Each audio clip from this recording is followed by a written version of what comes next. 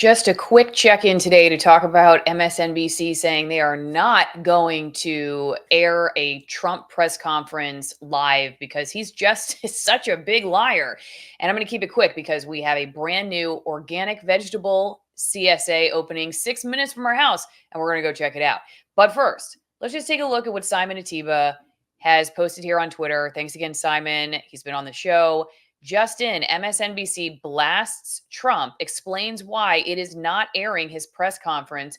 Watch, and we are going to watch that in 1 second. The person you see there is Nicole Wallace. She is an anchor who also, believe it or not, has a regular series called In Trump We Trust, in which Wallace talks to Americans throughout the country about why they voted for President Donald Trump and how they feel about the president.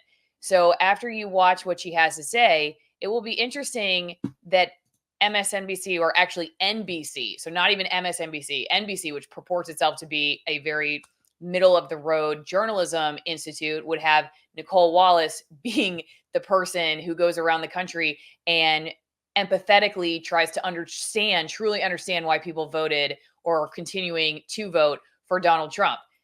It may surprise you. Maybe it will not surprise you at all. Something that you may be surprised about, we actually just talked about this on the show a couple days ago, is that the United States, for the first time in history, the interest we pay on the national debt has surpassed every individual budget item except Social Security. So you may be somebody who's thinking, well, what's going to happen to the American dollar, the US dollar? Maybe I want to invest in precious metals like gold. If you're somebody who's considering that and you want to support the show at the same time, very easy. You can reach out to Birch Gold by just texting Alison, Alison, to 989898. You'll get everything you've ever wanted to know, no obligation, free info kit on what it would be like to convert an IRA or 401k into physical gold. Again, Alison, Alison, to 989898. You're bored, you're at home, you have no friends because you vote for Trump or you didn't vote for Trump and all your friends are Trump voters. Now you can use your cell phone. You don't have to feel so bad about having that cell phone bill because you can text Birch Gold all day long and get everything you've ever wanted to know. They've been in business over 20 years. They have helped thousands and thousands of people protect their savings by converting an IRA or 401k into physical gold, and they are here to give you all the information you need. They have countless 5-star reviews. They have an A+ rating with the Better Business Bureau, and it's a great way to support the show. Again, Alison, Alison, 989898. Send him a text. Let me know what you think. Trump is short-circuiting before our very eyes. His inability to pivot or adjust to running against Vice President Kamala Harris and the Harris era of the 2024 presidential campaign is obvious every time he opens his mouth or takes to his social media platforms. And just so you're aware, he will be opening his mouth again this afternoon at any minute, actually at a different house this time, Bedminster, New Jersey. They are calling it a press conference, his second in as many weeks. And if today's event is anything like last, or his so-called economic messaging event yesterday, then you can understand why we're choosing not to broadcast it here in real time. We will, of course, monitor it and pass along anything news-related and true. Because inevitably, Donald Trump's public appearances have been less about the issues and the news lately, as if they ever were, and more about threats and lies and demeaning people. And, his current advisors are pleading with him to stay on message, whatever that means. So what did Trump do today? He hired some of the way back crew. That includes, among others, former advisor Corey Lewandowski, the man who coined the phrase, "Let Trump be Trump." During our conversation, President and CEO. All right, so let's finish in the clip in its entirety. Let me just go back and show you this one part, which is the main part I want to talk about. Okay, so let me just press play and if here. Today's event is anything like last, or his so-called economic messaging event yesterday, then you can understand why we're choosing not to broadcast it here in real time. We will, of course, monitor. Okay, so she says that if it's like his previous ones, then you just understand why. Of course, this is virtue signaling to the audience, because many people, if they watched MSNBC, which they don't watch MSNBC if they don't already agree with what she's saying. That's why she's saying it, because she's saying, you of course understand, because what she's saying slyly there is basically our audience is basically completely aligned with what we're saying here. And so I don't really need to explain myself. Whereas if MSNBC felt like this wasn't just posturing for their audience, they wouldn't say something like that, because they would be like, okay, let me really explain to you why we chose to do this. We genuinely think this is dangerous. Or like, when there's violence, for instance, they'll say we've chosen not to share this person's name because we don't want to give them publicity, or we've made this ethical decision based on journalism practice because A, B, C, or D. But here they just go, you just of course understand why, because the guy's bonkers. He's totally bonkers. And so they don't even like really bother explaining. It just goes to show how far we've come in, say, the last 8 years since 2016, where originally the news outlets, even MSNBC, felt like they needed to do a little bit of explaining about why they made their decisions when it comes to silencing, frankly, Donald Trump specifically. But now it's opened up to like everybody, including my own channel, because they opened the floodgates for, we have to protect the public at all costs by silencing these ideas that we think are so dangerous. And it started really in the Trump era. It extended obviously furiously into COVID. And now, even me, somebody who nobody even knows, can't talk to people with differing opinions. But it started here. Okay. But now they don't even bother explaining it, because it's just accepted. It and pass along anything news related and true.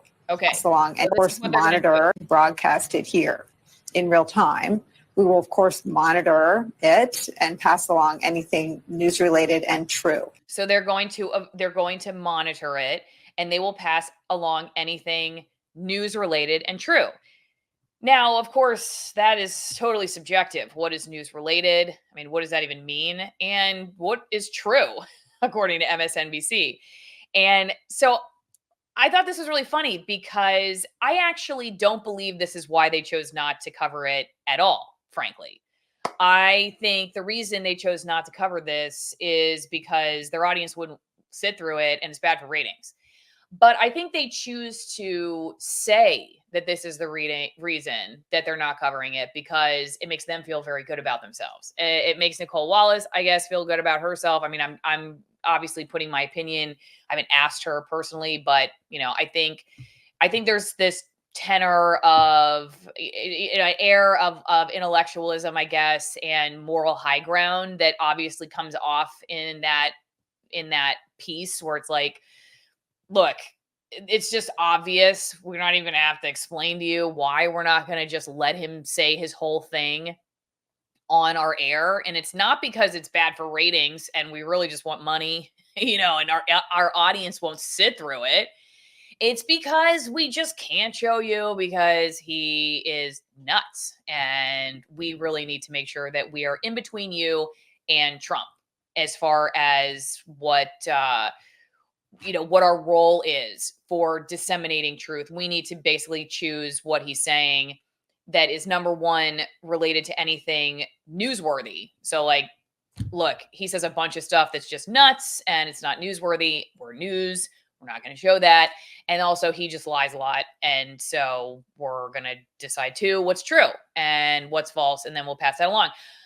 Like I said, I think it's become so common now for news organizations to say and do that kind of thing. It's become completely acceptable to say, in the name of public safety, we have to shut people down. And it's just interesting. We're coming full circle back to Trump. This is not new. But like I said earlier, in 2016, the New York Times wrote a whole article about how they really have to do things differently with Trump. And in it, you could see the author grappling with this and even sharing other sides, actually, like sharing other sides. Oh, well, yeah, I mean, it could lead to people distrusting the media more. I mean, that could happen. It's like, yeah. And that's exactly what did happen. Wallace frequently appears on NBC's Today and NBC Nightly News with Lester Holt to analyze the latest developments from the White House and across the political landscape, while serving as a fill-in host for MSNBC's The 11th Hour with Brian Williams. Now, okay, yeah.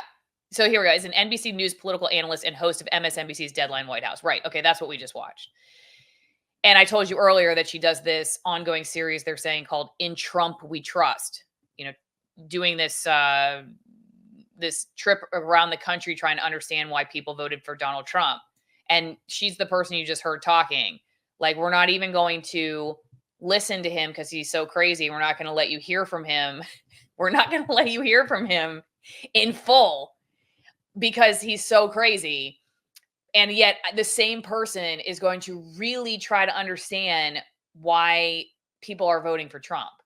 I mean, I'm having a very hard time understanding this. The same person who will not let you hear what the guy is saying is the person who is going to also decipher for you and decide for you what you can hear from Trump supporters and why they're choosing to vote for him. So do you think that she's giving a realistic and accurate account for why people are voting for Trump so that people who are watching MSNBC truly understand this phenomenon? I just think it's, yeah, it's just funny. But you know, she straddles NBC, not just MSNBC. She straddles the line between the two, and NBC is obviously still holding on to this brand that they're a major down the line institutional old school reporting outlet. And I mean, hello, am I missing something here? What am I missing? Am I drunk? Am I drunk? No, I'm not drunk, because when you go to AlisonWinePromo.com and join the wine club, you don't have to drink that much to have a great glass of wine. Okay. You don't have to have like 3 glasses of this before you say, oh, wow, this is really good wine. Like most of the wine that's out there. You just have a little bit of this. You can have like half a glass and be like, that's done. I'm done. I'm going to save the rest for later. You go to this club, you get 6 bottles of wine every 3 months, high altitude, hand-picked grapes, traditionally crafted, small batch, the way that generations and generations of families have crafted wine over the years in places like Chile, Argentina, Italy, France, Spain. Their great-grandparents, grandparents, parents pass along the winemaking techniques and then still using them the same way. These are not big batch industrialized vineyards or industrialized wines. There's no, fillers and dyes. They use natural fermentation in most of these cases, and they're from very remote regions of the world, very hard to get to places of the world, and it affects the taste. It's cleaner wine because there's fewer pesticides around. The grapes work a lot harder for your palate because a lot of these cases they're getting beat down by the sun way up high, some from 6,000 to 9,000 feet. So go join the Alison Wine Club. You'll always have an amazing bottle of wine for a gift. You don't have to ever worry about, oh man, my dad's birthday is tomorrow. Actually, my dad's birthday is in 3 weeks. So, but you know what? I could give my dad this. Send me some mail, P.O. Box 3355, Denellen, Florida, 34432. Would love to hear from everybody. It's great to see the letters, the drawings. Thanks for the loose pocket change. Thanks for the generous donations. Thanks for the notes of encouragement. Thank you to everybody who sends me some mail. P.O. Box 3355, Denellen, Florida, 34432. And also, you can support me on Locals, AlisonMorrow.locals.com. You can be on the editorial board and pay $5 a month and go one-on-one with the most censored people on the internet. I think it's a great value. Anyway, I just thought that was really interesting. MSNBC obviously broadcast tons of lies. They broadcast tons of misinformation and disinformation, but they won't cover Trump. It's hilarious, honestly, if you don't grieve a former state of journalism in which this did not happen. But I don't do that because I think probably journalism was, even though I haven't been around for that long, journalism was always peppered with these kinds of problems. It's just a lot more obvious now. So I don't say, oh, the good old days, because I don't think there were the good old days. There were always issues like this. But I just thought it was funny because it's hilarious. I mean, it's MSNBC is saying they won't let this guy who's running for president, who used to be president, they won't let him talk in full because he is a major liar. And they are saying that and not taking any responsibility themselves for also being major liars.